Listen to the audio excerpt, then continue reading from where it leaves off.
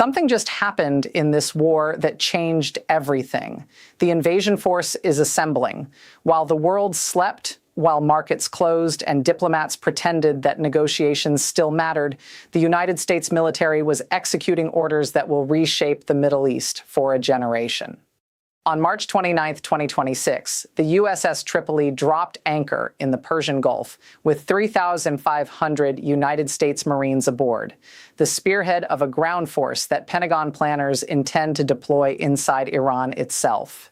This is not a drill. This is not a deterrent gesture. This is preparation for the first American ground war in the Middle East since Iraq, aimed at a nation 3 times larger, with 3 times the population, and with military capabilities that dwarf anything American forces faced in Baghdad or Kabul. And while this force was arriving, while these Marines were checking their equipment and studying their maps, another attack was launched from another front. Houthi rebels in Yemen, armed with Iranian missiles and Iranian intelligence, fired on Israeli and American targets, entering a war that has now expanded to 5 countries and shows no signs of stopping. Welcome to the Global Eye. Today we expose the invasion plan that the Pentagon doesn't want you to see yet, the regional war that is drawing in forces from across the Middle East, and the global consequences of an American decision that could make the Iraq invasion look like a rehearsal. The USS Tripoli is not a random deployment. It is an amphibious assault ship specifically designed to project ground forces onto hostile shores, to establish beachheads in contested territory, to begin the process of conquest that starts with landing craft and ends with flags on enemy capitals. Its arrival in the Persian Gulf on March 29, 2026, follows weeks of preparation that have been visible to anyone who knew where to look. Prepositioned equipment stocks in Qatar and Kuwait have been activated. Airfields in the United Arab Emirates have been cleared for combat operations. Hospital ships have been moved to forward positions to receive casualties that planners know will be substantial. This is not the architecture of deterrence. This is the architecture of invasion. The 3,500 Marines aboard the Tripoli represent the first wave. Military sources indicate that follow-on forces are being prepared in the United States, units that could bring the total American ground commitment to 25,000 troops within 60 days of initial operations. These numbers are not sufficient for occupation of a country Iran's size, but they are sufficient for specific objectives that Pentagon planners have reportedly identified. The destruction of Iranian nuclear facilities that airstrikes cannot reliably eliminate. The capture of strategic ports and airfields that would enable sustained operations. And the decapitation of Iranian command structures that have survived aerial bombardment. The decision to plan for ground operations represents an escalation that was not inevitable. For weeks, the Trump administration has pursued air and missile strikes against Iranian targets, attacks that have degraded but not destroyed Iranian military capabilities. The logic of escalation has driven planning forward. Airstrikes have not achieved their objectives. Therefore, more intensive methods are required. This is the same logic that produced the Iraq invasion in 2003, the same assumption that American military superiority can overcome political complexity, the same blindness to the consequences that follow when superior force meets determined resistance. The Marines who are preparing for these operations are not naive about their mission. They have studied the failures in Iraq and Afghanistan, the lessons that were supposed to have been learned about the limits of military power in transforming societies. But they are also professionals who follow orders, who trust that their civilian leadership has calculated costs and benefits, who believe that this time will be different because it must be different. Tripoli's arrival is the physical manifestation of that trust, the point at which preparation becomes commitment, at which rhetoric becomes reality, at which the United States crosses a threshold from which return is difficult and perhaps impossible. The operational concept that Pentagon planners have developed is not a replay of the Iraq invasion. Iran is not Iraq. Its terrain is more mountainous, its population is more unified against foreign intervention, and its military has not been degraded by a decade of sanctions and prior conflict. The plan that has been briefed to congressional leaders in classified sessions involves not a drive to Tehran, but a series of targeted operations designed to achieve specific strategic effects without the requirement for nationwide occupation. The primary objective is the Iranian nuclear program. Airstrikes have damaged facilities at Natanz, Isfahan, and Fordow, but intelligence assessments indicate that enrichment continues in protected underground locations that cannot be destroyed from the air. Ground forces would be tasked with penetrating these facilities, securing or destroying equipment, and extracting technical personnel who could be interrogated for knowledge of Iranian capabilities and intentions. These operations would be high risk, requiring helicopter insertion, combat against Iranian Revolutionary Guard defenders, and extraction under fire. Casualty estimates that have been circulated within the planning community suggest that a single facility penetration could cost 400 American lives. Secondary objectives include the capture of Bandar Abbas, Iran's primary naval base on the Strait of Hormuz, and the securing of airfields at Shiraz and Kerman that would enable sustained air operations without reliance on vulnerable Gulf state bases. These captures would not be ends in themselves, but enablers for longer-term pressure, cutting Iran off from maritime trade, establishing air dominance over central regions, and creating bargaining leverage for eventual negotiations. The theory is that control of these strategic points would force Iranian concessions without requiring the conquest of entire provinces or cities. The planning assumes that Iranian resistance will collapse quickly, that the shock of American ground invasion will demoralize forces that have already been battered by airstrikes, that popular discontent with the Iranian regime will translate into cooperation with American forces rather than opposition to them. These assumptions are familiar to anyone who studied Iraq invasion planning. They were wrong then. There is no reason to believe they are correct now. Iranian nationalism, reinforced by decades of anti-American propaganda and the unifying effect of external attack, is likely to produce resistance more determined than anything American forces encountered in Iraq. The Revolutionary Guard, which has been preparing for this scenario since 1979, has underground command networks, pre-positioned weapons stocks, and militia relationships that would enable sustained insurgency. And the terrain, which favors defenders, would channel American forces into kill zones that have been prepared for years.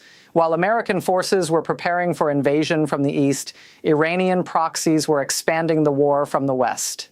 On March 29, 2026, Houthi rebels in Yemen launched their most ambitious attack yet, a coordinated strike involving ballistic missiles and drones that targeted multiple locations simultaneously.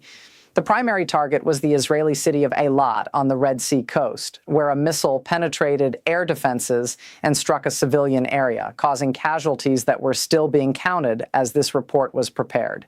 Secondary targets included American military facilities in Saudi Arabia's eastern province, where drones were intercepted but demonstrated the reach of Houthi capabilities, and shipping in the Bab el-Mandeb Strait, the choke point that controls access to the Red Sea. The Houthi entry into direct attacks on Israeli territory, following their earlier missile strike on March 28th, represents a qualitative expansion of the war. Yemen has become a front in the Iran-Israel conflict, not merely a sideshow of Red Sea shipping disruptions. The Houthis are no longer content to harass commercial traffic or threaten Saudi Arabia. They have become active combatants in the war against Israel, operating under Iranian direction and with Iranian-supplied weapons that include precision-guided ballistic missiles capable of reaching any target in Israeli territory. The Iranian strategy behind this escalation is clear. By activating the Houthi front, Iran creates additional pressure on Israel at a moment when Israeli forces are already stretched by operations in Gaza, Lebanon, and against Iranian targets in Syria. It forces Israel to divert air defense resources to the southern front, reducing protection for central and northern areas. It creates a strategic dilemma for the United States, which must now defend against attacks from Yemen while preparing for invasion of Iran, stretching American naval and air resources across 2,000 miles of contested space. And it demonstrates to regional audiences that Iranian power projection extends beyond immediate borders, that the Islamic Republic can strike enemies through proxies even as its own territory is under bombardment. The American response to Houthi attacks has been revealing of the strategic confusion that characterizes current policy. Despite weeks of strikes against Houthi launch sites and command centers, the attacks continue and escalate. The assumption that limited military pressure would deter Houthi ambitions has proven false. The alternative, which would require sustained ground operations in Yemen to eliminate Houthi capabilities, is politically unacceptable given the simultaneous preparation for Iranian invasion. American planners are caught between two commitments, unable to fulfill either completely, forced to prioritize the larger threat while the smaller threat grows unchecked. The simultaneous crises, the American invasion preparation, and the Houthi escalation are producing regional effects that extend far beyond the immediate combatants. On March 29, 2026, Iran launched missile attacks against aluminum production facilities in Bahrain and the United Arab Emirates, targets that had no direct military significance but enormous economic importance. The aluminum industry in these Gulf states represents a critical node in global supply chains, producing materials essential for automotive, aerospace, and construction industries worldwide. The attacks were designed not to destroy military capability, but to demonstrate that Iran can impose economic costs on American allies, that no country in the region is safe regardless of its distance from Iranian borders, and that the economic consequences of this war will be global rather than local. The Gulf states are responding to this pressure with panic that they are trying to conceal behind diplomatic language. Saudi Arabia, which has been attempting to negotiate a separate peace with Iran through back channels, has accelerated its own military preparations and is reportedly considering activation of its own missile defense systems that have been purchased from the United States but never fully integrated. The United Arab Emirates, which has built its prosperity on being a safe haven in a dangerous region, is facing the reality that its safety was always conditional on American protection that may no longer be reliable. Qatar, which hosts the largest American military base in the region, is calculating whether that base makes it a target or provides protection, and the calculation is producing uncomfortable conclusions. Jordan and Egypt, which have peace treaties with Israel and security relationships with the United States, are facing internal pressures that threaten their stability. Public opinion in both countries, already inflamed by Israeli operations in Gaza, is being further radicalized by the expansion of war and the perception that American forces are enabling Israeli aggression rather than restraining it. The governments in Amman and Cairo are caught between their treaty commitments and their domestic survival, between the American alliance that provides their security and the popular sentiment that threatens their legitimacy. The risk of regime instability in these countries, which have been pillars of American regional strategy for decades, is growing daily. Turkey, which has been attempting to play all sides in the conflict, is being forced toward choices it has tried to avoid. President Erdogan has condemned Israeli operations while maintaining trade relationships, criticized Iranian expansion while refusing to join anti-Iranian coalitions, and criticized American policy while remaining in NATO. This balancing act is becoming impossible as the war expands and forces alignment. Turkish military forces are on alert along the Iraqi border, where Iranian influence has grown, and are preparing for potential operations in Syria that could bring them into direct confrontation with Iranian proxies. The Ottoman nostalgia that animates Erdogan's foreign policy is colliding with the reality that Turkey cannot be a great power while avoiding the wars that define great power status.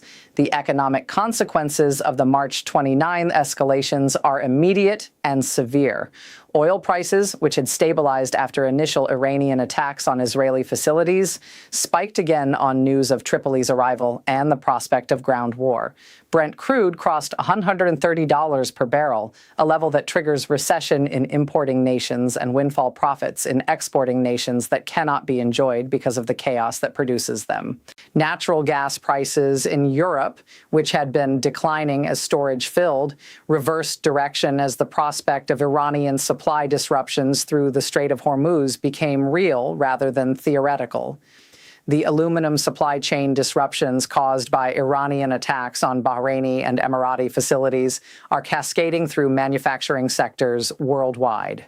Automakers in Germany and Japan are announcing production slowdowns due to material shortages. Aerospace manufacturers in the United States, already stressed by supply chain problems, are facing delays that will affect both commercial and military production. Construction projects in Asia, which depend on aluminum for modern building techniques, are being postponed or canceled. The interconnected nature of global manufacturing means that a missile strike in the Persian Gulf produces factory shutdowns in Michigan and construction delays in Shanghai. Shipping insurance rates for Red Sea and Persian Gulf routes have reached levels that make commercial voyages unprofitable for all but the most essential cargoes. The maritime choke points that carry 30% of global trade are becoming no-go zones, forcing costly rerouting around Africa that adds weeks to delivery times and consumes additional fuel that tightens oil markets further. The shipping crisis that began with Houthi Red Sea attacks has expanded to encompass the entire region from Suez to Hormuz, creating a transportation bottleneck that will affect consumer prices worldwide within weeks.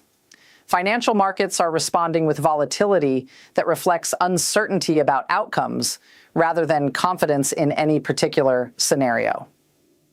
Investors are pulling capital from emerging markets, particularly those dependent on oil imports or with exposure to Middle East trade. Safe haven assets, including gold and the dollar, are appreciating in ways that create competitive problems for American exporters.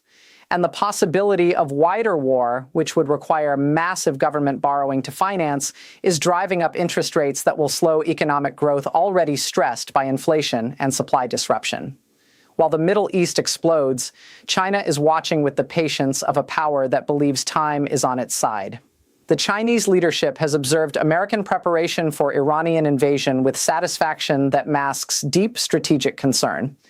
On one hand, American forces tied down in the Middle East are forces that cannot be deployed to the Pacific, cannot defend Taiwan, cannot constrain Chinese expansion. The overreach that American planners are committing, the stretching of military capacity across multiple theaters, is exactly what Chinese strategists have hoped for and planned against. On the other hand, a successful American operation in Iran, however unlikely, would demonstrate American military effectiveness that might deter Chinese ambitions elsewhere. And the economic disruptions of Middle East war, particularly oil price spikes, damage Chinese interests as much as American ones. The Chinese response has been to accelerate preparations for Taiwan scenarios while maintaining public neutrality on Middle East developments. The People's Liberation Army has increased exercises simulating blockade and invasion of Taiwan, exercises that are visible to American intelligence and designed to signal that American distraction will not go unpunished. Chinese naval forces have expanded patrols in the South China Sea, asserting claims that neighboring countries and the United States dispute but cannot effectively challenge while focused elsewhere.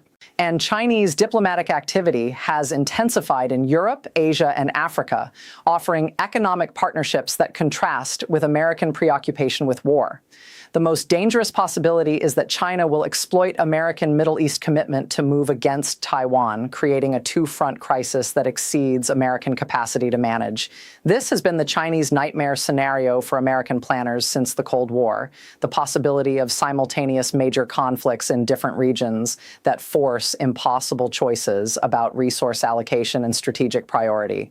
The Trump administration, which has demonstrated confusion in managing single crises, is now facing the prospect of multiple crises that would strain the capabilities of any administration, however competent. The risk of miscalculation of Chinese or American actions that escalate beyond control is higher than at any point since the 1962 Cuban Missile Crisis. Chinese economic leverage is also being deployed. China is the largest purchaser of Iranian oil, providing the revenue that keeps the Iranian regime functioning despite sanctions. This relationship gives China influence over Iranian decisions that American military pressure cannot match. Chinese diplomacy could potentially mediate an end to the Iran-Israel war, offering Tehran guarantees and economic support that would enable concessions that American threats cannot produce. But China has no incentive to deploy this leverage now. While American forces are being committed and American prestige is being risked, The longer the war continues, the more American resources are consumed, the more American alliances are strained, the better for Chinese strategic position. China will intervene diplomatically only when the costs of continued war exceed the benefits of American entanglement, and that calculation has not yet been reached. Russia, like China, is benefiting from American preoccupation with the Middle East. The invasion preparation that is drawing American attention and resources away from Europe is enabling Russian military operations in Ukraine that have intensified in parallel with Middle East escalation. On March 29, 2026, Russian forces launched their long-anticipated offensive against Kharkiv, the Ukrainian city that has resisted occupation since the full-scale invasion began. The timing is not coincidental. Russian planners have calculated that American capacity to support Ukrainian defense, already degraded by weapons diversions to the Middle East, will be further reduced as ground operations in Iran consume additional resources. The Russian offensive is supported by intensified drone attacks against Ukrainian industrial and logistics facilities, attacks that are degrading the material basis for continued Ukrainian resistance. The steel plant that was struck on March 28th was only the most visible target.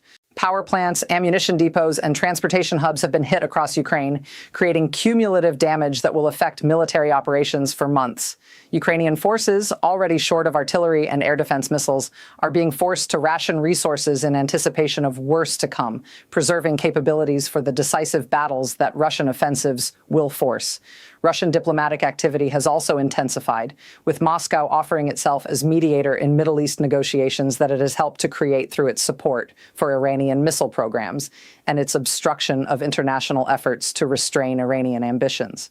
This is classic Russian strategy, creating crises and then offering to resolve them, burning cities and then offering to broker peace. The fact that this obvious manipulation is being considered by some European governments desperate for any path to de-escalation demonstrates the extent of Western confusion and the effectiveness of Russian information operations. The connection between Russian and Iranian strategies is deeper than opportunistic coordination. Both powers share an interest in weakening American global position, in demonstrating that American security guarantees are unreliable, in creating regional orders that exclude American influence. The Russia-Iran alliance, which has been built through shared hostility to American dominance, is being tested by the current crisis and is proving more resilient than American planners hoped. Russian support for Iran, including technical assistance for missile programs and diplomatic protection in international forums, has enabled Iranian resistance to American pressure.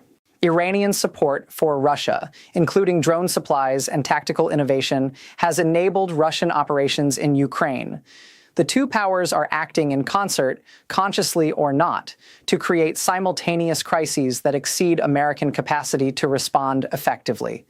The convergence of crises on March 29, 2026 is not a temporary aberration. It is the new normal of a world order that has lost its center, where American power is still substantial but American will is uncertain, where regional powers are arming for independent action, where the institutions and norms that prevented major war are eroding faster than they can be rebuilt. The invasion force assembling in the Persian Gulf, the Houthi missiles flying from Yemen, the Russian tanks advancing in Ukraine, the Chinese exercises around Taiwan, are all connected by the common thread of American retreat and the competition to fill the spaces that retreat creates. The immediate future holds dangers that are specific and calculable. American ground operations in Iran, if they proceed, will encounter resistance that airstrikes have not prepared them for, producing casualties that will test American political will and potentially trigger escalation that cannot be controlled. Iranian retaliation against Gulf state targets will disrupt global energy supplies, creating an economic crisis that will affect every nation on Earth.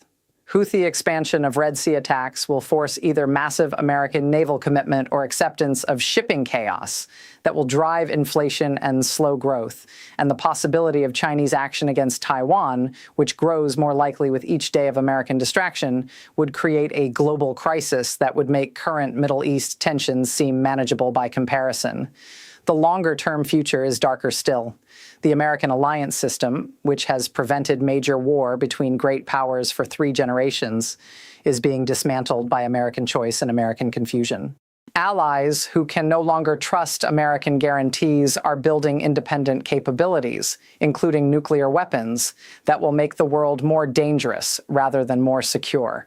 The non-proliferation regime, which has limited the spread of nuclear weapons despite predictions of inevitable expansion, is collapsing as nations conclude that American protection is no longer sufficient and that self-reliance requires the ultimate deterrent. And the economic integration that has created prosperity and incentives for peace is being fragmented by sanctions, by war risk, by the reassertion of national control over global supply chains. This is not a distant crisis. This is not a regional conflict that can be contained by geography or ignored by populations far from the fighting.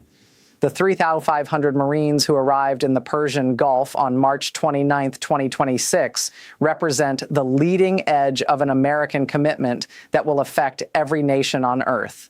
The Houthi missiles that are flying from Yemen are disrupting shipping that carries the goods that global commerce depends upon. The Iranian attacks on aluminum facilities are raising prices for products that every consumer buys. The Russian offensive in Ukraine is threatening food supplies that feed populations across Africa and Asia. The Chinese exercises around Taiwan are risking war that would destroy the manufacturing base of the global economy. These are not separate stories. They are chapters in a single story of global order collapse. And that story affects you whether you recognize it or not. You need to understand what is happening. You need to share this information. You need to demand that your governments, whatever nation you live in, recognize the connections between these crises and develop strategies that address them collectively rather than in isolation. The era of American management of global security is ending, and the era that replaces it will require new forms of international cooperation, new institutions for conflict resolution, new norms for great power competition that prevent the catastrophic wars that destroyed the 20th century. We are not prepared for this transition. We are not planning for it. We are sleepwalking into it, and the March 29 escalations are the alarms that should be waking us up. Subscribe to the Global Eye. Enable notifications. Share this video with anyone who thinks that what happens in the Persian Gulf or the Red Sea or the Taiwan Strait doesn't affect their daily life. The connections are real. The consequences are coming. And we are watching it happen in real time, documenting it, analyzing it, and refusing to be silent about what it means. The invasion force is assembling. The missiles are flying. The order we knew is ending. And we are here to make sure you see it clearly. 3 questions for those who watched until the end. Answer in the comments. I will read and respond to the most thoughtful analysis. Question A, should America proceed with ground invasion of Iran despite the risks, or accept that airstrikes have failed and seek negotiated settlement? What are the consequences of each choice? Question B, if China moves against Taiwan while America is committed in the Middle East, should the U.S. abandon Iranian operations to respond or accept Taiwan's fall as the price of Middle East stability? Question C, is the Houthi expansion of war to Yemen a manageable addition to American commitments or the straw that breaks military capacity? How should the U.S. respond? Drop your answers below. This is the Global Eye. We see what others miss.